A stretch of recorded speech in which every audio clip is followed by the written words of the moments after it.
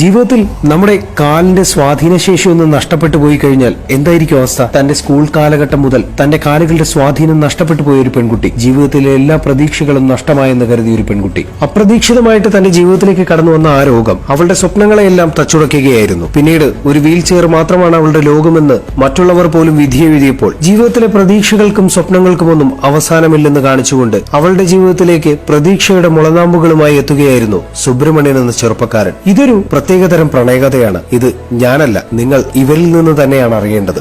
എന്റെ പേര് വിനിത. വീട് ആലപ്പുഴ ജില്ലയിലെ ചുറ്റുവളങ്ങരയാണ്. വീട്ടിൽ അച്ഛനും അമ്മ അനിയൻ ഉള്ളത്. സാധാ കൂലിപ്പണിക്കാരൻ. തുടങ്ങിയതൊരു ഫ്രണ്ട് എന്ന നിലയിൽ തന്നെയാണ്. വേറെ ഒന്നും മനസ്സിലുണ്ടായിരുന്നില്ല. പിന്നെ ചേട്ടനെ എനിക്ക് ഇഷ്ടമാണെന്ന് പറഞ്ഞു. കല്യാണം കഴിക്കാൻ താല്പര്യമുണ്ടെന്ന് പറഞ്ഞു. ഇഷ്ടമെന്ന് വെച്ചാൽ വെറുതെ സമയം പോക്കിനില്ല, സീരിയസ് ആയിട്ട് തന്നെ അറിഞ്ഞു.